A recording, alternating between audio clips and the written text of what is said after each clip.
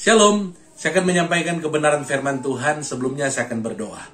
Roh Kudus, kenakanlah hamba-Mu sebagai pakaian-Mu, agar apa yang menjadi kehendak Bapa di sorga, yang akan hamba sampaikan kepada umat-Mu. Dalam nama Tuhan Yesus, hamba sudah berdoa.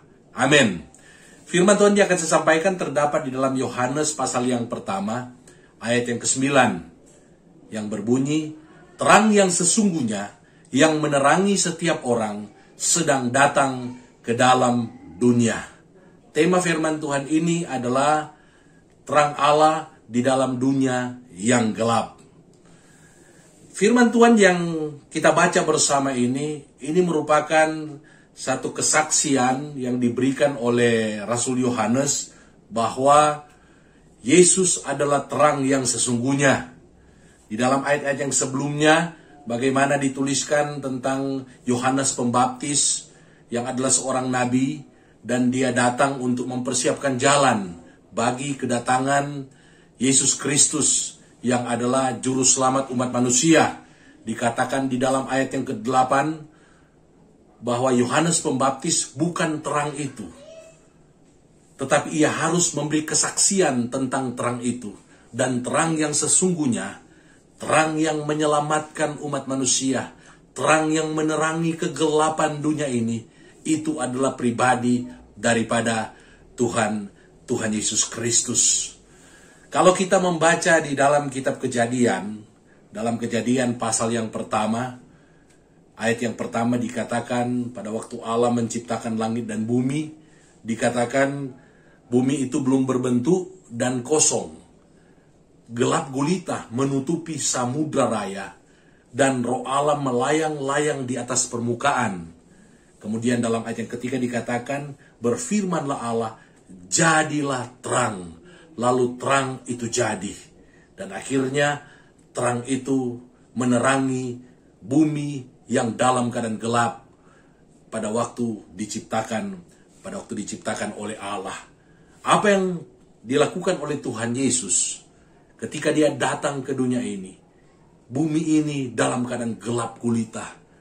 Dalam pengertian hidup dikuasai oleh dosa.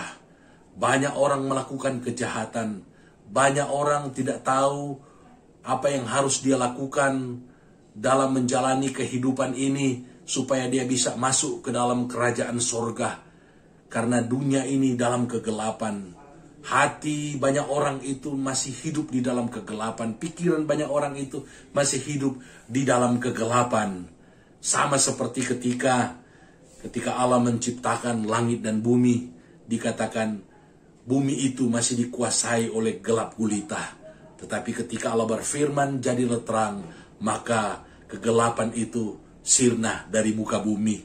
Demikian juga dengan Yesus. Ketika dia datang 2000 tahun yang lalu, dia datang dan dia lahir di Bethlehem, dia bertumbuh menjadi seorang anak, seorang remaja, dan pada usia 30 tahun, dia melayani, dia memberitakan kerajaan Allah, dia melakukan perkara-perkara yang ajaib, dia menolong, dia mengajar, dia menjadi berkat bagi sesama. Dan akhirnya pada puncaknya di usia 33 tahun, dia mati di atas kayu salib. Dia menanggung dosa umat manusia. Tapi pada hari yang ketiga, dia bangkit dari kematian. Kemudian 40 hari kemudian, dia naik ke sorga dan dia menyediakan rumah bagi setiap orang yang percaya kepadanya.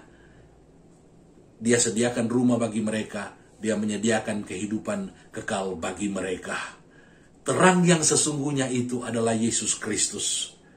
Terang yang sesungguhnya itu yang telah menerangi kegelapan di dunia ini, yaitu saya dan saudara. Kita adalah bukti bagaimana ketika dahulu kita hidup di dalam kegelapan. Tetapi ketika kita berjumpa dengan Tuhan Yesus, maka akhirnya kegelapan itu sirna. Yang tadinya kita berjalan dalam kegelapan, sekarang kita berjalan di dalam terang. Yang tadinya pikiran-pikiran kita itu pikiran-pikiran yang tidak benar, pikiran-pikiran yang kotor, pikiran-pikiran yang jahat. Hati kita itu hati yang gelap, hati yang sesat. Tetapi ketika kita berjumpa dengan Yesus, menjadikan dia sebagai juru selamat kita secara pribadi, akhirnya hati kita diterangi oleh terang itu. firman Allah berkuasa dalam hati kita, sehingga dari dalam hati kita mengalir aliran-aliran air hidup yang akan terus-menerus memancar sampai kepada kehidupan yang kekal. Terang yang sesungguhnya, yaitu Yesus Kristus, telah menerangi kegelapan hati dan pikiran kita, telah menerangi kehidupan kita yang tadinya penuh dengan kekelaman. Sama seperti yang dikatakan oleh Rasul Paulus, bahwa kehidupan yang lama itu telah menjadi sampah.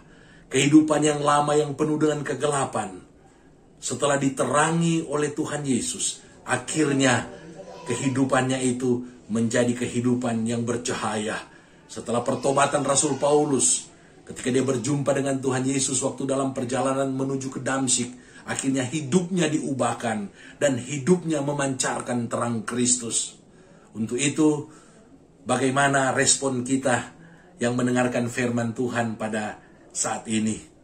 Terlebih lagi dalam kita telah memperingati perayaan Natal, kelahiran Tuhan Yesus Kristus. Bagaimana respon kita di tahun yang baru ini, tanggal 1 Januari tahun 2022. Memang kita itu bukan terang, dalam pengertian kita bukan juru selamat. Sama seperti Yohanes Pembaptis, sama seperti Rasul Paulus, nabi-nabi dan rasul-rasul. Tetapi ingatlah, kita juga harus membawa terang Yesus Kristus. Kita adalah murid-muridnya, kita adalah anak-anaknya. Di dalam Matius pasal yang ke-5, ayat yang ke-16 dikatakan, demikianlah hendaknya terangmu bercahaya di depan orang, supaya mereka melihat perbuatanmu yang baik dan memuliakan Bapamu yang di sorga. Tuhan memberitahukan juga kepada kita bahwa kita itu adalah terang dunia. Dan terang kita itu harus bercahaya di depan orang, supaya mereka melihat perbuatan-perbuatan yang kita lakukan, dan akhirnya mereka akan memuliakan Bapa di sorga. Saya dan saudara adalah terang dunia ini. Saya dan saudara adalah terang Kristus di tengah-tengah dunia yang gelap. Untuk itu, mari kita juga menjaga terang itu. Saya teringat apa yang ditulis di dalam Imamat pasal yang ke-6, ayat yang ke-12 sampai dengan ayat yang ke-13, di mana Allah memberikan firman kepada para imam agar supaya mereka tetap menjaga api di atas mezbah itu jangan padam. Mereka harus menjaga agar dia tetap menyala, dan janganlah mereka biarkan padam. Demikian juga dengan terang Kristus yang ada dalam hati saudara. Jangan kita biarkan padam. Mari kita menjaganya dengan sungguh-sungguh, dengan kita hidup dalam kekudusan, hidup dalam ketaatan, dan kita hidup dalam hubungan yang benar dengan Tuhan, memiliki hubungan yang intim dengan Tuhan. Dan setelah kita menjaga api itu, menjaga cahaya dalam diri kita, mari kita di tahun yang baru ini, kita mulai memancarkan terang kita, mulai bersaksi, memberitakan kabar baik kepada sesama kita, kemudian melakukan perbuatan-perbuatan yang baik, supaya banyak orang yang belum mengenal Tuhan akan melihatnya, dan mereka akan memuliakan Bapa di surga. Terpujilah nama Tuhan, mari kita berdoa. Terima kasih Tuhan, firman Tuhan sudah disampaikan, jadilah kepada kami seperti yang Kau firmankan. Dalam nama Tuhan Yesus, hamba sudah berdoa. Haleluya, amin. Puji nama Tuhan, shalom.